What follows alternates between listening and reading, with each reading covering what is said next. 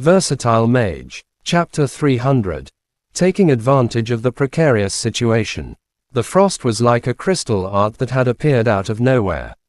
The bewitching magic spider had turned into the most precious sculpture of the art. Its fury, its ferocious aura as a warrior-level creature, its unstoppable murderous intent was still lingering around it. But it was now motionless. Its life force had disappeared instantly. Everything in the vicinity was covered with a layer of frost now. The pond was a shattered mirror. The stalks of grass had become fragile, rigid objects. The rocks were turned into ice cubes. Under the moonlight, the whole place was enchanted with a still, icy aura. Mo Fan's eyes were wide. He still could not believe the power that the arrow had unleashed. Mo Fan had seen Deathstrike magic equipment before. Most of them were in the form of a longsword or something with a sharp edge. When activated, they would grant the magician the ability to execute a powerful slash. Its strength was equivalent to that of a very destructive intermediate magic spell. Mo Fan had seen some of them during auctions. The ones he thought would suit him were at least 20 million yuan. Those with unique forms were even more expensive, and there was no point going to their auctions without 50 million yuan. Mo Fan already had quite some offensive abilities, so he never paid extra attention to Deathstrike magic equipment. To his amazement, he had witnessed an incredibly rare bow-type magic equipment today. The bow was made of ice crystal particles that looked like bits of diamond. The moment the arrow was fired, it froze the whole area instantly, giving its target no chance to react.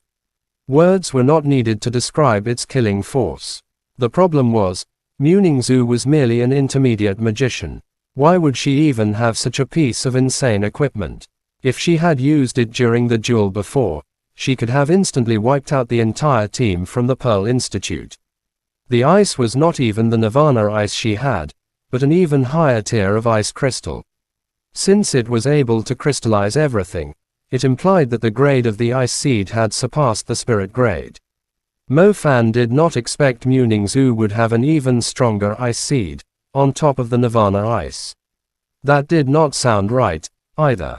If she had a stronger ice seed, there was no reason for her to hide it. There would have been more casualties if they had not eliminated the bewitching magic spider in time. Phew, Muningzhu's hair fell and returned to normal.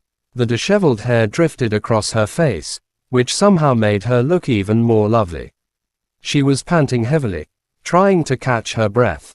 The red mark on her forehead had finally disappeared.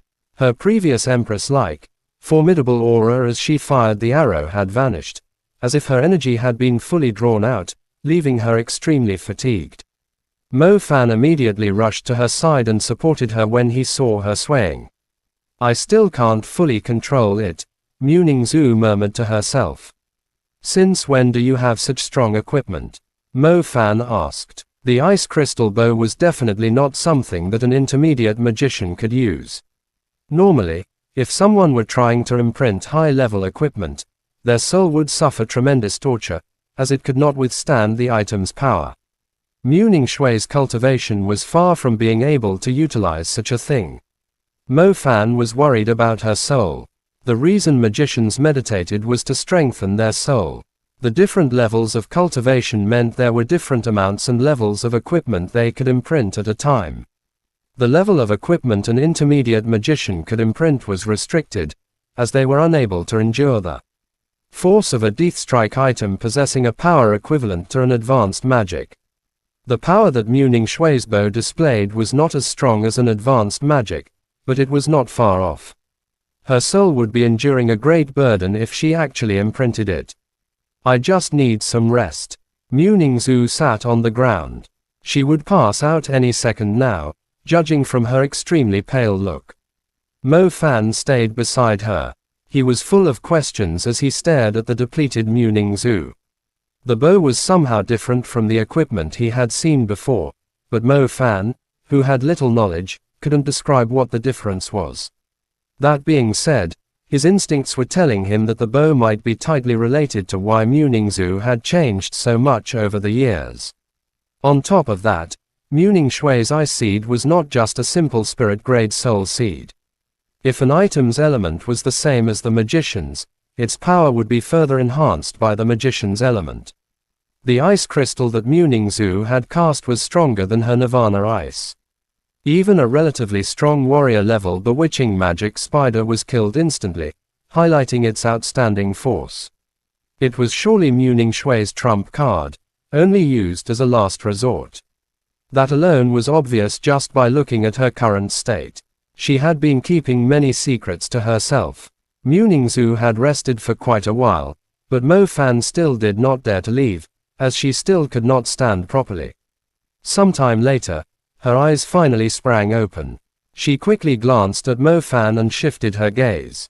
She could still recall the boy she used to like when looking at Mo Fan's face. The feeling was concealed deep inside her heart, so deep that she thought she had forgotten it. At times, the feeling would rise out of nowhere, creating a ripple on the frozen lake of her heart. She was utterly grateful that he was looking after her. As a matter of fact, she had always been grateful to him. In their younger years, Mo Fan was already different from the rest of the kids. He was fearless and never acted logically. The kids in the neighborhood would look at her from a distance, not daring to get close. Mo Fan was the only one who completely ignored the warnings and advice of the elderly. He would drag her around with his filthy hands and chase away the loneliness and fear of her childhood. He was full of nonsense, he swore a lot, he was naughty, but he had the courage to bullshit by her side. There was no special reason why Muning Zhu liked him in the past. It was simply because Mo Fan was the closest boy to her. The others would only keep the distance from her. They would either try to fawn on her, pretend to be cool, be too embarrassed to talk to her, or put on an act. Muning Zhu shook her head, trying to get rid of the thoughts. Maybe she was recalling things because of the lingering effect from the bewitchment. Let's go, I'm fine now. Muning Zhu rose to her feet. Mo Fan subconsciously offered his hand. Muning Zhu did not take it. The intimacy between them was all in the past. They were grown-ups now. They had their own lives to live, their own rules to stick to. There was no need. Muning Zhu was trying to maintain the distance between them, but as usual, she was helpless against Mo Fan's unpredictable moves. A filthy hand reached out and grabbed her smooth hand, while the other grabbed her shoulder. Muning Zhu had totally run out of energy. Otherwise, she would definitely hang this asshole, who was taking advantage of her precarious situation, up in the air and beat the crap out of him. Chapter end. Please guys like, comment, share, and subscribe.